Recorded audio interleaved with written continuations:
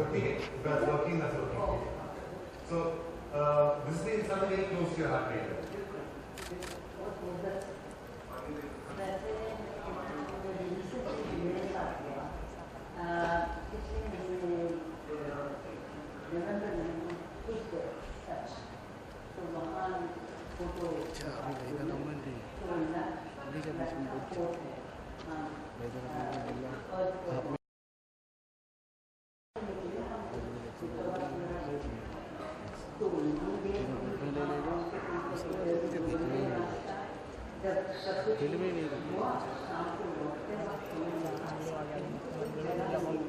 निकल रहा बंदा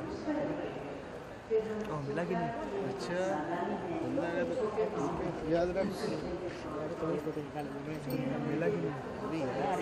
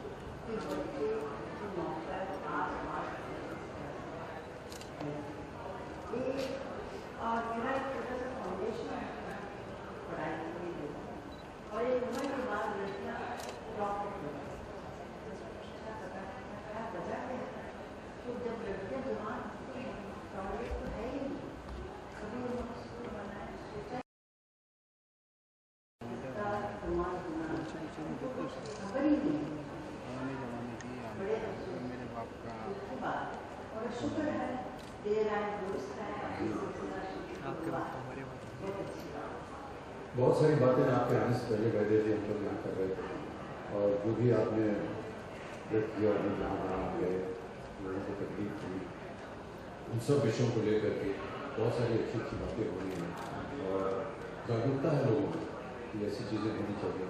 स्कूल में टॉयलेट होना चाहिए, रास्तों में, गाँव में, हमने कहा देखिए अभी भी महिलाएँ हैं और ये बहुत बड़ा संकट का विषय है क्योंकि जितने भी गाँव में महिलाएँ उनको निकलते बहुत सुबह जाना पड़ता है या फिर देर रात में जाना पड़ता है, बहुत सारे प्रश्न होते हैं। लेकिन इस ओर लोगों से हम बातचीत करके जो धारणाएँ हैं कोई भी सुझाव है उसके बारे में यहाँ पर बात करते हैं और आज का जो ये कार्यक्रम है इसमें हम उम्मीद करते हैं कि ढेर सारी धनराशि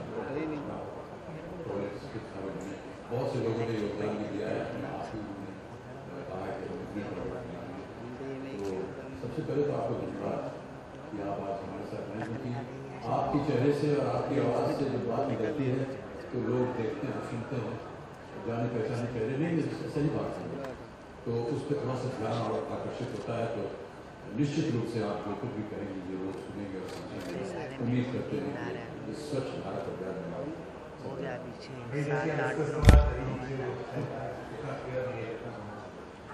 विक्रम, मेरे राय में इस तरह का प्रोग्राम पहली बार हुआ है मगर इतनी जल्दी लोगों पे असर नहीं होने वाला है।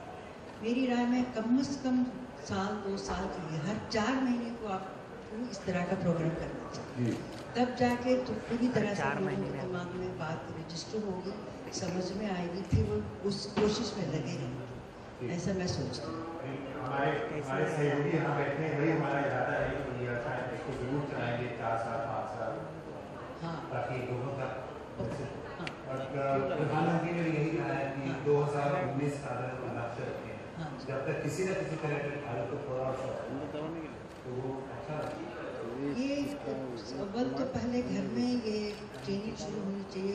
सबसे पहले तो हम अपने आप को ठीक करना चाहिए, फिर बच्चों को देना चाहिए, फिर स्कूल्स में टीचर्स को बच्चों को समझाना चाहिए, और गांव-गांव और नौकर जाकर जो भी है वो समझाना चाहिए कि ये बहुत जरूरी चीज़ है, असली सफाई है, नहीं तो बीमारी बढ़ती है, गंदगी बढ़ती है। तो इतना खूबसूरत मुल्क हो और हम अपने लापरवाही और बेपरवाही की वजह से इतनी गंदगी फैलती है, तो बात सही नहीं है।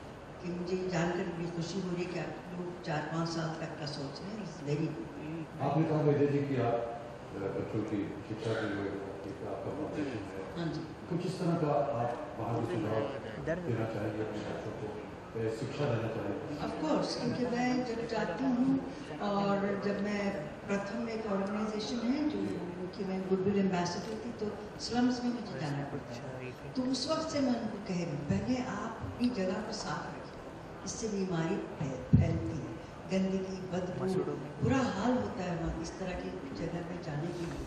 मैं तो अपनी कोशिश में लगी हुई हूँ मुद्दत से, मगर सवाल है जब somebody like मोदी साहब और लोग अथॉरिटी हो, आप जैसे हो बोले, तो उसका असर ज़रा ज़्यादा होता है। और सफाई के लिए मैं एक छोटी सी चीज़ करती हूँ, वो मेरे ख्याल से बहुत काम की चीज़ है। वो मैं अपनी गाड़ी में एक छोटा सा बैग रखती हूँ, हाँ, पैकेट का, तो जो भी गाड़ी में खाते हैं, जो भी चीज़ हो, आइसक्रीम हो, संतरा हो, केला हो, आप उसमें डाल दीजिए, अब घर जाकर उसको खाली कर दीजिए, ताकि आप, कई बार मैंने देखा लोगों ने शीशा नीचे क्या रास्ते में फेंक दिया, और उनको रोक के कुछ कहो तो बोले आपका क्या प्रॉब्लम है, सबसे बड़ी गाड़ियों में से आता है। सबसे बड़ी गाड़ियों में से आता है।